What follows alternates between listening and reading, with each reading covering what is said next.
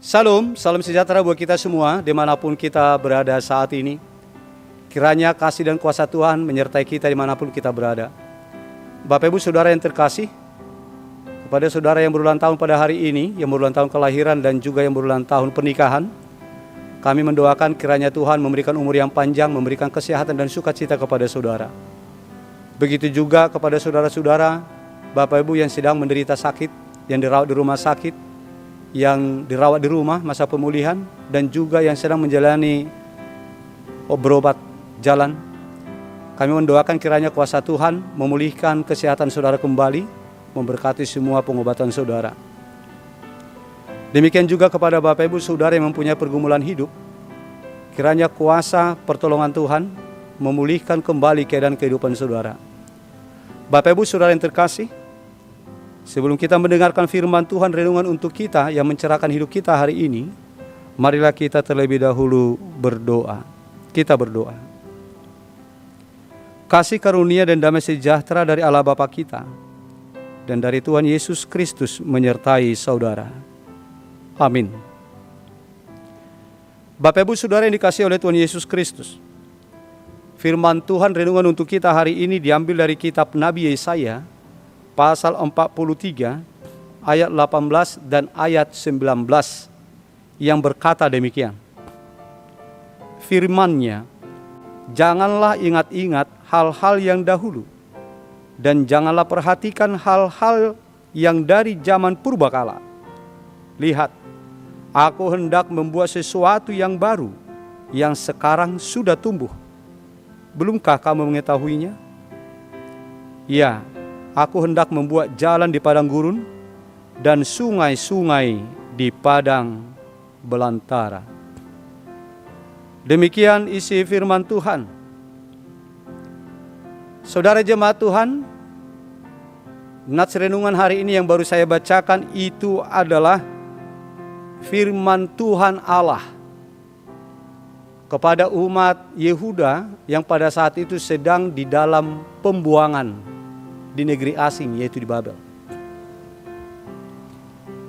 Dalam hal ini Allah menyampaikan kepada bangsa Yehuda yang berada di pembuangan Babel saat itu suatu janji keselamatan, janji pembebasan. Allah mau mengatakan bahwa Allah yang mengkondisikan mereka itu terbuang ke Babel, maka dialah juga Allah yang berkuasa untuk mengkondisikan mereka itu bebas dari tangan bangsa Babel dan membawa mereka pulang ke negeri mereka, yaitu ke Yerusalem. Itulah janji Allah yang disampaikan lewat firman Tuhan renungan hari ini. Allah mengatakan bahwa sesungguhnya sesuai dengan pikiran manusia hal itu tidak mungkin, tapi bagi Tuhan tidak ada yang tidak mungkin. Tidak ada yang mustahil bagi Tuhan. Kalau umat Israel merasa tidak akan bisa mereka bebas dari kekuasaan bangsa Babel sebagai bangsa adikuasa saat itu yang telah membawa mereka sebagai tawanan ke negeri Babel, tetapi Tuhan katakan bukan itu tidak mungkin. Hal itu bisa kita lihat dari ungkapan Tuhan Allah yang mengatakan bahwa Allah akan membuat jalan di padang gurun dan sungai-sungai di padang belantara. Kalau secara rasional di padang gurun itu tidak ada jalan. Secara rasional di padang belantara itu tidak ada air, apalagi sungai. Tapi di sini Tuhan katakan sebagai pengistilahan bahwa di padang belantara pun Tuhan akan buat sungai-sungai. Dan di padang gurun Tuhan akan membuat jalan untuk membawa umatnya kepada keselamatan, membawa pulang ke kampung halaman mereka, yaitu ke Yerusalem. Ini adalah janji Tuhan Allah yang akan Dia nyatakan di dalam hidup umatnya, umat Yehuda saat itu. Tentunya saudara jemaat Tuhan, hal itu harusnya membangkitkan semangat iman pengharapan orang-orang Yehuda yang saat itu sedang dalam pembuangan, supaya mereka tetap bersukacita, berpengharapan, menantikan pewujud nyataan janji Allah yang disampaikan dalam nats khotbah ini kepada mereka. supaya mereka itu semakin mendekatkan diri kepada Tuhan oleh pengharapan mereka akan janji Tuhan ini, penyataan, pewujud nyataan janji Tuhan ini. Sehingga mereka akan tetap semakin mendekatkan diri, memuji Tuhan, berdoa kepada Tuhan, berserah kepada Tuhan. Meskipun mereka pada saat itu harus menjalani masa pembuangan di Babel. Tapi di sini Tuhan berikan jaminan, suatu janji bahwa mereka kelak di kemudian hari akan dibebaskan Allah dari pembuangan Babel. Bapak Ibu Saudara jemaat Tuhan, selain daripada konteks keadaan umat Yehuda pada masa konteks Nats ini, yaitu mereka pada masa pembuangan di Babel, mereka itu juga diingatkan dan juga kita pada saat ini tentang janji nubuatan, tentang janji kedatangan Tuhan Yesus, yaitu Mesias, yang telah Allah janjikan untuk menjadi keselamatan, menjadi penyelamat umat manusia dari perbudakan dosa. Kalau secara logika sama seperti tadi, tidak akan mungkin mereka itu ada air, ada sungai di padang belantara. Tetapi bagi Tuhan tidak ada yang tidak mungkin. Maka begitulah juga tentang pengampunan dosa. Manusia yang sesungguhnya tidak akan bisa bebas keluar dari kuasa dosa. Tetapi oleh janji ini Allah menjanjikan bahwa yang tidak mungkin itu pasti mungkin. Mungkin bagi Allah. Janji keselamatan yang telah Allah nyatakan, yaitu dengan kedatangan Mesias sebagai inkarnasi Allah, yaitu Yesus Kristus. Sehingga akan ada jalan keselamatan bagi semua umat manusia yang berada dalam perbudakan dosa yang membawa kepada penderitaan dan kebinasaan. Sehingga oleh jalan keselamatan itu yang telah dijanjikan oleh Allah, itu akan menyelamatkan umat manusia dari kebinasaan. Manusia dibebaskan dari perbudakan dosa, sehingga manusia itu luput dari kebinasaan dan penderitaan. Yang juga kelak Allah itu di dalam diri Mesias, yaitu Yesus Kristus, akan membawa setiap umatnya ke Yerusalem yang baru, membawa pulang ke rumahnya, rumah orang percaya, yaitu surga. Oleh sebab itu saudara jemaat Tuhan, dengan janji keselamatan ini, marilah kita itu tetap bersukacita menjalani hidup ini sambil berpengharapan kepada janji keselamatan yang telah dijanjikan Tuhan kepada kita. Dengan tetap hidup membuat penyembahan kepada Allah saja, kita menyembah Allah dengan setia. Sebab kelak janji Tuhan itu akan nyata di dalam hidup kita. Kita akan dibawa masuk ke dalam surga. Paulus katakan kepada jemaat Roma 12 ayat 12, maka begitulah juga kepada kita dikatakan demikian. Bersukacitalah dalam pengharapan, sabarlah dalam kesesakan, dan bertekunlah dalam doa. Begitu juga penulis kitab Ibrani mengatakan dalam kitab Ibrani pasal 10 ayat 23 demikian.